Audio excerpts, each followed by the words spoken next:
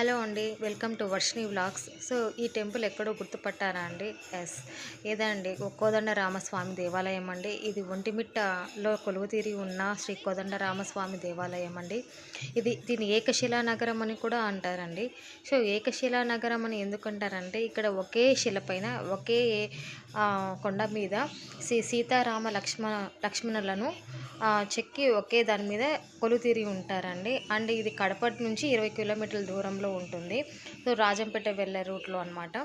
So ఈ ఏకశిలా నగరానికి ఒక ప్రత్యేకత ఉందండి. అంటే మన ప్రపంచంలోనే హనుమంతుడు లేని ఏకైక దేవాలయం ఏదంటే శ్రీ కోదండ రామస్వామి దేవాలయం అండి, ఒంటిమిట్ట. సో దీనికి ఒంటిమిట్ట అనే పేరు కూడా ఎందుకు ఉందంటే ఇది 160 అడుగుల మిట్ట మీద నిలబడి ఉందండి. సో ఈ దేవాలయం నిర్మించబడింది. సో దానికి ఒంటిమిట్ట అనే పేరు కాంచింది. ఇంకొక దానికి కూడా పూర్వము ఒంటుడు మిట్టుడు అనే ఇద్దరు ఉండేవారు. సో వాళ్ళ వృత్తి దొంగతనం చేస్తూ ఉండేవారనమాట. అప్పుడు శ్రీ కోదండ రామస్వామిని పూజిస్తూ, రాముని పూజిస్తూ ఆయన సేవలో నిమగ్నమై కాలక్రమేణా వాళ్ళ అలవాటును మార్చుకొని ఆయన ధ్యానంలో, ఆయన జపంతో అలా భక్తులు అయిపోయారు. సో దాని మీద కూడా ఒంటిమిట్ట అని కూడా అంటారంట.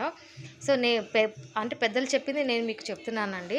అంటే ఈ పుణ్యక్షేత్రానికి ఎందుకు హనుమంతుడు ఉండరు అనే ఒక కథనం ప్రకారం అయితే పెద్దలు చెప్పిన ప్రకారం చెప్తున్నానండి. సీతారామ లక్ష్మణులు అరణ్యవాసం చేసేటప్పుడు ఇక్కడ అప్పటికి హనుమంతుడు పరిచయం కాలేదండి. అంటే హనుమంతుడికి ఇంకా సీతారాముల్ని కనెక్ట్ అవ్వలేదు. సో ఎప్పుడంటే ఈ అరణ్యవాసం చేసే టైంలో ఓన్లీ సీతారామ లక్ష్మణులు మాత్రమే అరణ్యం చేసేటప్పుడు ఈ అరణ్యంలో నైట్ టైము నిద్ర చేస్తున్నప్పుడు ఇక్కడ నైట్ టైం ఇంకా నడిచి ఒక ప్లేస్ చూసుకుంటారు కదండి సేద తీరడానికి. సో ఆ టైంలో ఇక్కడ రాత్రి నిల్చున్నారని పెద్దలు చెప్తారండి. ఇట్లా కదా వచ్చింది. హనుమంతుడు కూడా ఇక్కడ రాముడికి పోలీస్ అయిపోయలేడా అంత రాలేదన్నమాట.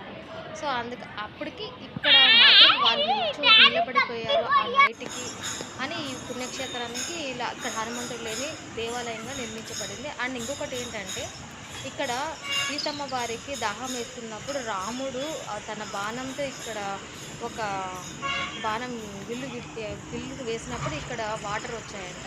సో ఆ సీతమ్మ వారి దాహాన్ని తీర్చారు కాబట్టి ఇక్కడ ఆ పేరు కూడా ఉంది. సో నాకు తెలిసింది అండ్ పెద్దలు చెప్పింది మీకు నేను చెప్తున్నానండి. ఇందులో ఏదైనా తప్పులు ఉంటే అయితే క్షమించండి. ఏదైనా మీకు తెలిసి ఉంటే కామెంట్ సెక్షన్లో కామెంట్ చేయండి. సో ఇది చాలా చాలా బాగుంటుందండి. ఇక్కడ సీతారామ లక్ష్మణుని చూడాలంటే 2 కళ్ళు సరిపోవండి. అండ్ ఇక్కడ కళ్యాణము చాలా అంగరంగ వైభవంగా జరుగుతుంది.